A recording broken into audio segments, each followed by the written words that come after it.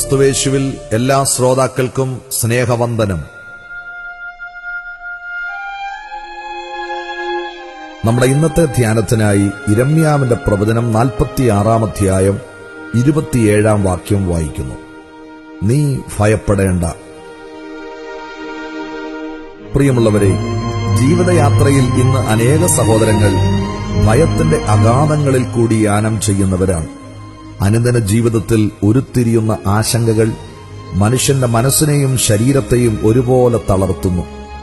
ദൈവത്തെ ജീവിതത്തിൽ രുചിച്ചറിഞ്ഞിട്ടുള്ളവരും ദൈവത്തിന്റെ അത്ഭുതങ്ങൾ അനുഭവിച്ചറിഞ്ഞിട്ടുള്ളവരും അനുദിനം ദൈവം നയിക്കുന്നുവെന്ന് സാക്ഷിക്കുന്നവരുമെല്ലാം പരീക്ഷണങ്ങളുടെയും പ്രതികൂലങ്ങളുടെയും താഴ്വാരങ്ങളിൽ പലപ്പോഴും ഭയവിഹ്വലരായി തീരുന്നതായി തിരുവചനം സാക്ഷിക്കുന്നു. ഭയാശങ്കകളിൽ മുങ്ങിത്താണുകൊണ്ടിരിക്കുന്ന തന്റെ ജനത്തിന് ലഭിക്കുന്ന ഉറപ്പാണ് ഭയപ്പെടേണ്ട എന്ന ദൈവശബ്ദം.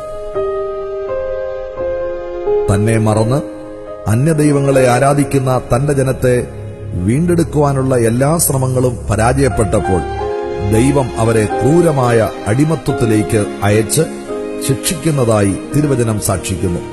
എന്നാൽ അടിമത്വത്തിന്റെ നിഷ്ഠൂരമായ താടനങ്ങളുടെയും പീഡനങ്ങളുടെയും നടുവിൽ തളർന്ന് തകർന്ന് ഭയവിഹ്വലരായി തങ്ങൾ മറന്നുകളഞ്ഞ ദൈവത്തെ അവർ വിളിച്ചപേക്ഷിക്കുമ്പോൾ ഭയപ്പെടേണ്ട എന്ന് അത്യുന്നതനായ ദൈവം അവരോട് അരുളിച്ചെയ്യുന്നു. നിസ്സഹായരും തന്റെ ശിക്ഷയിൽ തകർന്ന് തന്നോട് ഭയാശങ്കകളോടെ നിലവിളിക്കുന്നവരുമായ തന്റെ ജനത്തെ കാരുണ്യവാനായ ദൈവം തന്റെ ദാസന്മാരെ അയച്ച് വീണ്ടെടുക്കുന്നു.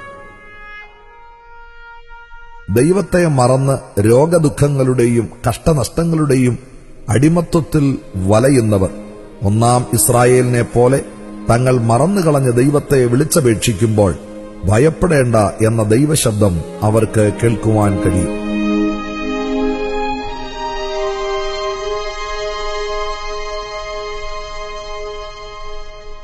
സഹോദരാ സഹോദരി, നിന്നെ അഭിമുഖീകരിക്കുന്ന പ്രതിസന്ധികളെക്കുറിച്ചുള്ള ഭയാശങ്കകളോടെയാണോ ഈ സമയത്ത് നീ ഈ പ്രഭാഷണം ശ്രദ്ധിക്കുന്നത്?